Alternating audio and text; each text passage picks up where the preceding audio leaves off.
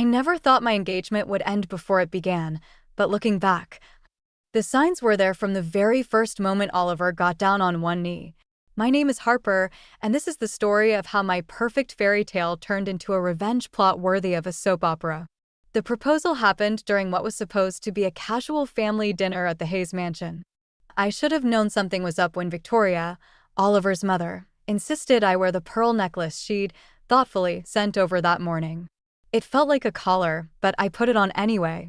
"Darling, you've positioned your salad fork incorrectly again," Victoria said, her smile never reaching her eyes. "But we can't expect everyone to understand proper etiquette immediately, can we?" I shifted the fork while Dad squeezed my knee under the table. He'd taken off work early from the auto shop to be here, and I could still see traces of grease under his fingernails despite his best efforts to clean up. That's when Oliver stood up, champagne glass in hand. "I have an announcement to make." His voice trembled slightly, something I'd never heard before. "Harper Quinn, you've brought so much joy into my life." My heart stopped. This wasn't happening. Not here. Not with Victoria's eyes boring into me like laser beams. "Will you marry me?" The ring he pulled out was massive, exactly the kind Victoria would have picked. I looked at Oliver's hopeful face, then at my dad's proud smile, then at Ethan, my brother, who was watching Victoria instead of us. "Yes," I whispered, because what else could I say? The word felt both right and wrong in my mouth. Victoria clapped perfectly manicured hands. "Welcome to the family, dear. We'll have so much work to do to prepare you for your role as a Hayes." "Mother," Oliver warned, but she continued. "The annual charity gala is in 3 months. We'll need to work on your presentation before then. Perhaps we can discuss some minor improvements over tea tomorrow." I felt my dad stiffen beside me. Ethan's fork clattered against his plate. But it was the way Oliver remained silent, studying his champagne instead of defending me, that made my stomach turn. As everyone raised their glasses to toast, I caught Victoria's reflection in the crystal chandelier above us. She wasn't looking at her son or at me. She was staring at my father's weathered hands, her lips pressed into a thin line of disapproval. That's when I knew this wasn't just going to be a wedding. It was going to be a war. The first crack appeared 3 days after the engagement, during what Victoria called my refinement session. I sat in her pristine sunroom, surrounded by wedding magazines and china patterns, while she circled me like a shark sizing up its prey. "Your posture, dear. A Hayes woman never slouches." She tapped my shoulder with a rolled-up magazine. "And we simply must do something about your wardrobe. That advertising agency look won't do for our social circle." I straightened my back, feeling the ache from maintaining what Victoria deemed proper posture for the past 2 hours. The diamond ring felt heavy on my finger, like it was weighing me down rather than lifting me up. "Actually, I was thinking of a small ceremony," I ventured. "Maybe in Dad's backyard? The apple trees will be blooming in spring." Victoria's laugh cut through the air like glass breaking. "Oh, darling. Oliver is a Hayes. The governor will be attending. We can't possibly have our guests standing in a backyard." My phone buzzed. A text from Ethan. "Need rescue?" "I'm outside." Before I could respond, Oliver walked in. "Mother, Harper. How's the planning going?" I waited for him to kiss me hello. He didn't. "Wonderful." Victoria beamed. "Harper's being so cooperative. Though we need to discuss the guest list." I noticed several names from her side that might not blend well with our usual crowd. I watched Oliver's face, waiting for him to say something, anything. He adjusted his tie. "Whatever you think is best, Mother." "Oliver," I started, but Victoria cut in. "Oh!" Before I forget, the country club called. "They're holding the Thompson girls' wedding shower the same day as ours. Such a shame. All those board members' wives will be there instead of at yours." She sighed dramatically. "If only you'd let me book it last year when I suggested." The implication hung in the air. If only Oliver had been engaged to someone more suitable back then. My phone buzzed again. This time, I stood up. "I should go. Ethan's waiting." "Your brother." Victoria's eyebrows arched. "The one who just started at that tech startup? How innovative of him." I grabbed my bag, catching my reflection in Victoria's spotless windows. For a moment, I barely recognized myself in the pressed blazer and pearl necklace that still felt like a collar. "Harper, wait," Oliver called as I reached the door. But it was Victoria who followed me out. "Just remember, dear," she whispered, straightening my necklace with cold fingers, "a Hayes woman never runs away from a challenge." And you do want to be a Hayes woman, don't you? I left without answering, but as I slid into Ethan's car, I couldn't shake the feeling that I'd just lost something important, and it wasn't just my dignity. "You okay?" Ethan asked, studying my face. "I'm fine," I lied, watching the Hayes mansion shrink in the rearview mirror. "Everything's fine." But we both knew it wasn't. The Hayes annual charity gala felt like walking into a beautifully decorated trap. I smoothed down the designer dress Victoria had insisted on buying me, another item on the growing list of things I owed the Hayes family. "Harper, darling."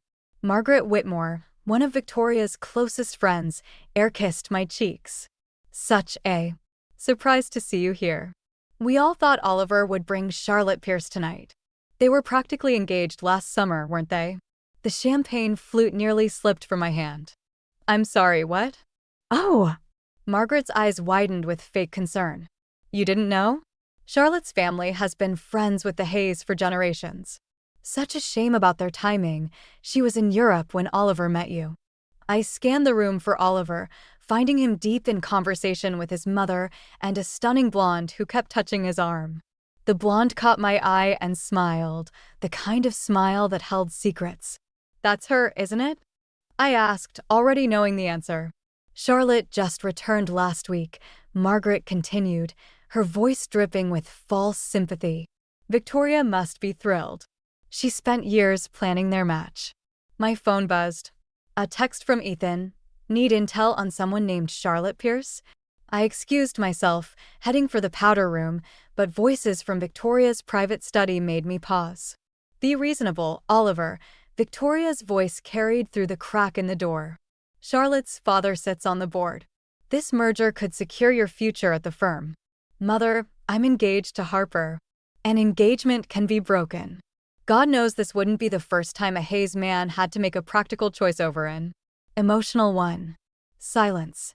The kind that screams louder than words. "Just think about it," Victoria continued. "Charlotte understands our world. Harper, well, she's trying, bless her heart." I backed away, bumping into someone. "You must be Harper." The blonde, Charlotte, steadied me with manicured hands. "Victoria's told me so much about you. That dress is lovely. Last season's collection, isn't it?" Before I could respond, Oliver appeared. "Charlotte, I see you've met my fiancé." "Yes, we were just discussing fashion." She laughed, touching Oliver's arm again. "Remember that boutique in Paris where we—" I watched Oliver's face soften at the memory, a memory that didn't include me. In that moment, I saw what everyone else at this party saw, an outsider wearing borrowed clothes, playing at belonging. My phone buzzed again. This time it was my dad. "Just checking in, kiddo. You still coming for Sunday dinner?" I looked at the message, then at Oliver and Charlotte laughing about shared memories, then at Victoria watching it all with satisfied eyes. Something inside me shifted. Maybe it was time to stop playing defense and start playing to win. Wedding planning with Victoria had become psychological warfare, but today's battle hit differently. I sat in her pristine home office, watching her shred my carefully selected invitation samples without even looking at them. "These simply won't do," she said, dropping the pieces into her crystal waste bin. "I've already ordered the proper invitations. Crane and Company, of course. The same design we used for Charlotte's debutante ball." My phone lit up with a text from Oliver. "Can't make lunch. Emergency at work." The third canceled lunch this week. Each time, someone had spotted him at restaurants with Charlotte, discussing business. Speaking of Charlotte, Victoria continued, "She's offered to help with the seating arrangements. She knows everyone who matters. I can handle the seating." "Oh, darling." Victoria's laugh could freeze hell. "You don't even know half the guests. Most are Oliver's connections." Speaking of which, she slid a piece of paper across her desk. "We need to discuss removing some names from your list." I scanned the document. You want to uninvite my father's siblings? Your uncle is a plumber, dear. And your aunt. She wrinkled her nose. Well, we can't have someone who runs a food truck mingling with the senator's wife, can we? My phone buzzed again. This time, it was Ethan. Found something you need to see. Now, your brother, however, Victoria continued, can stay on the list. His company's recent success makes him acceptable, though he'll need coaching on proper dinner conversation. I stood up, my chair scraping against her imported marble floors. I need to go. Harper. Victoria's voice stopped me at the door. Oliver's future depends on this wedding being perfect. You do want what's best for him, don't you? 20 minutes later, I met Ethan at his office. Without a word, he handed me his tablet. There on the screen was a legal document, a prenuptial agreement I'd never seen, already containing what looked like my forged signature. The terms were brutal. I would get nothing in a divorce, would have to repay all improvement expenses Victoria had spent on me, and would have to sign a non-disclosure agreement about the Hayes family. Where did you find this? It was in the system at Oliver's firm, Ethan said quietly. Dated 3 days ago. My hands shook as I read the final clause. If I broke the engagement, I would owe the Hayes family compensation for emotional damages and social embarrassment. Harper, Ethan's voice was gentle. There's more. Check your email. I pulled out my phone to find photos of Oliver and Charlotte leaving a jewelry store yesterday, her left hand conspicuously hidden from view. The pieces clicked together like a twisted puzzle. I wasn't just fighting for my place in their world anymore, I was fighting to avoid becoming their cautionary tale. What are you going to do? Ethan asked. I thought of Victoria's smug smile, of Oliver's silence, of Charlotte's calculated touches. I'm going to give them exactly what they deserve. The final straw wasn't dramatic. It wasn't Victoria's latest criticism or Charlotte's perfectly timed appearances. It was Oliver's silence during our wedding venue walkthrough, as his mother systematically dismantled every dream I'd ever had about my wedding day. The garden ceremony simply won't work, Victoria declared, her heels clicking across the historic venue's stone pathway. Far too common. We'll use the grand ballroom instead. I watched a butterfly land on one of the roses I'd imagined would frame our vows. Oliver and I discussed having it outdoors. The garden is why we chose this place. Oliver understands tradition. Victoria smiled, patting her son's arm. Don't you, darling? Oliver checked his phone, avoiding my eyes. Whatever works best, mother. My engagement ring caught the sunlight, throwing sparkles that suddenly felt like warning signals. The garden was my mother's favorite place, I said quietly, before she died. Yes, yes, Victoria waved her hand dismissively. But we must consider the living, dear. Charlotte mentioned it might rain that day anyway. I froze. Charlotte? Why would Charlotte know our wedding date? The silence that followed was deafening. Oliver suddenly found his shoelaces fascinating. Oh, Victoria's surprise was too perfect, too rehearsed. Didn't Oliver tell you? Charlotte's been helping with the backup plans. Her weather app is never wrong. My phone buzzed, another message from Ethan about the prenup he'd discovered. I ignored it, focusing instead on the way Oliver's hand twitched toward his pocket, where I knew he kept his second phone. Actually, I said, surprising myself with how steady my voice was, I'd like to see these backup plans. Victoria's smile flickered. Perhaps we should discuss the menu instead. No. The word came out sharp enough to make both Hayes jump. I want to see everything Charlotte's been helping with. Oliver finally looked at me, panic flashing across his face. Harper, it's not what you think. Then what is it? I stepped closer, watching him retreat. Because I think your ex-girlfriend is planning our wedding while you're planning something else entirely with her. That's enough. Victoria snapped. Oliver, control your fiancé's hysteria before someone hears. Hysteria? I laughed, the sound echoing off the venue's stone walls. Is that what you call it when someone finally sees through your act? I turned to Oliver, really looking at him for the first time in weeks. You know what's funny? I kept waiting for you to choose me, to stand up for me. But you already made your choice, didn't you? Probably the same day you let your mother forge my signature on that prenup. The color drained from his face. How did you? Doesn't matter. I twisted the ring off my finger, feeling lighter with each turn. What matters is I'm finally making my choice. I dropped the ring at Victoria's feet, where it landed with a satisfying ping against the stone. Consider this my backup plan. 3 weeks after I dropped the ring, Victoria launched her counterattack. I was at work when the email hit everyone's inbox, board members, clients, even the cleaning staff. Photos of me from college, carefully selected to look far worse than they were, along with anonymous claims about my unstable behavior and gold-digging tactics. By lunch, my boss had called me into his office. "We value discretion here, Harper," he said, not meeting my eyes. "Perhaps some time off would be beneficial." I walked out with my personal items in a cardboard box, my phone buzzing with messages from unknown numbers. Victoria had made sure the email went viral in her social circle. "Don't worry," Ethan said when I showed up at his apartment. "We've got enough evidence about the forged prenup, too.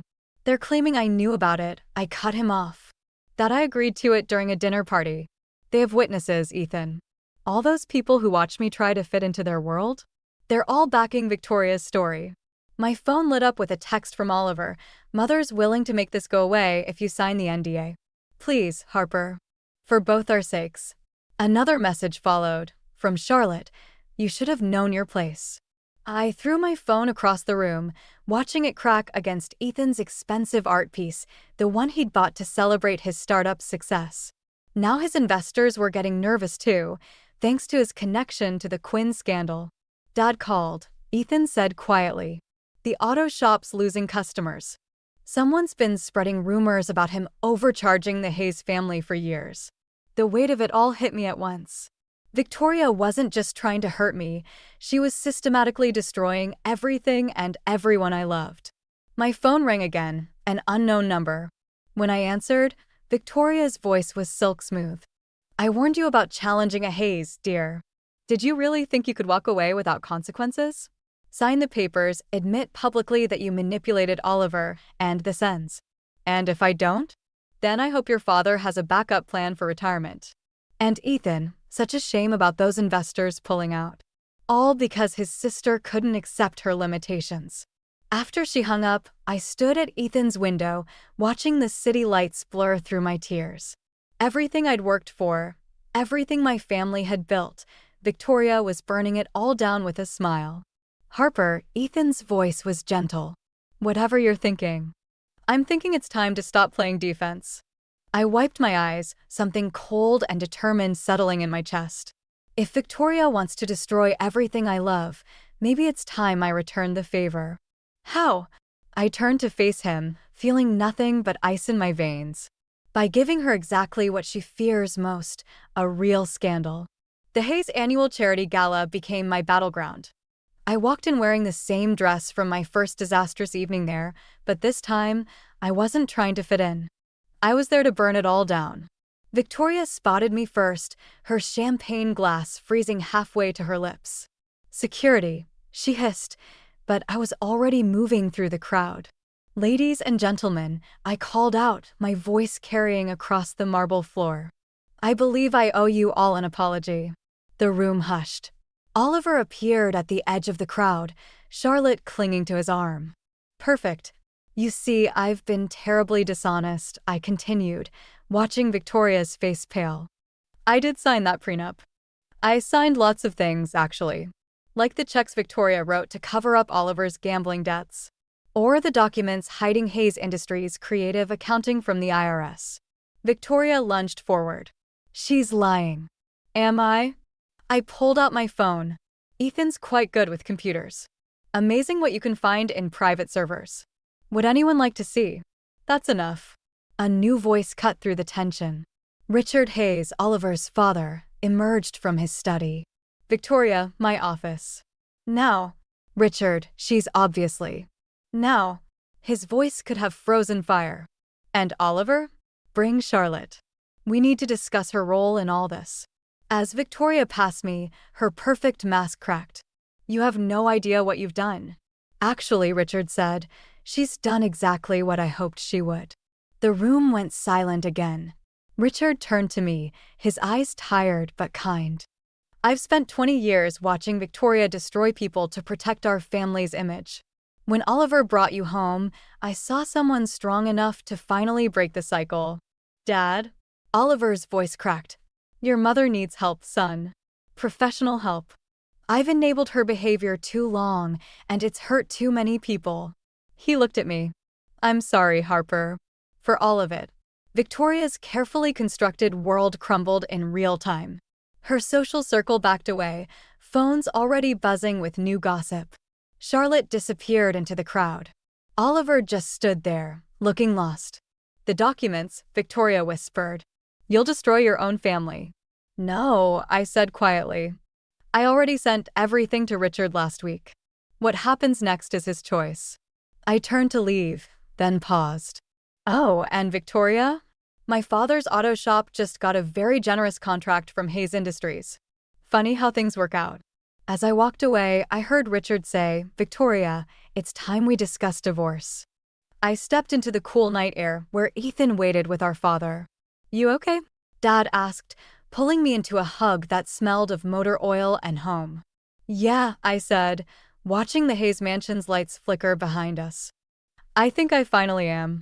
6 months after the gala, I found myself sitting in a small cafe in Barcelona, watching tourists stream past the window.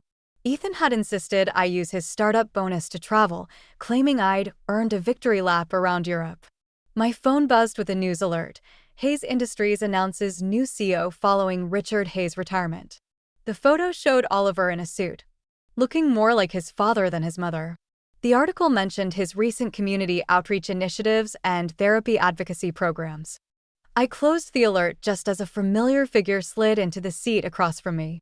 Victoria Hayes looked different, older without her perfect makeup, but somehow more real. You're a hard woman to find, she said, placing an envelope on the table. That was the point of leaving. She nodded, fingers tracing the envelope's edge. I'm in treatment now. Part of the divorce settlement. It's helping. She pushed the envelope toward me. This isn't an apology. I don't think we're there yet. But it is an explanation. Inside was a worn photo of a young Victoria in a waitress uniform, standing outside a diner. She looked happy, unguarded. I was that girl once, she said quietly. Before I married into the Hayes family and let their expectations become my prison. Then I became the warden. Why are you here? To tell you are right to break free. And to thank you for breaking the cycle. She stood, straightening her non-designer jacket. Oliver's different now. Better. Sometimes destroying something broken makes room for something stronger to grow. She left before I could respond, disappearing into the crowd like a ghost of my past. That evening, I sat on my hotel balcony, writing postcards to Dad and Ethan. A message popped up from Mia with a photo of Dad's auto shop, now expanded thanks to the Hayes contract. Another from Ethan showed his startup's latest success. Mind if I join you? Ryan stood in the doorway, his daughter Sophie peeking around his legs. We'd met 3 weeks ago when he helped me with directions, and somehow kept running into each other since. Sophie wants to know if you'll tell her another story, he said, smiling that warm smile that never asked me to be anything but myself.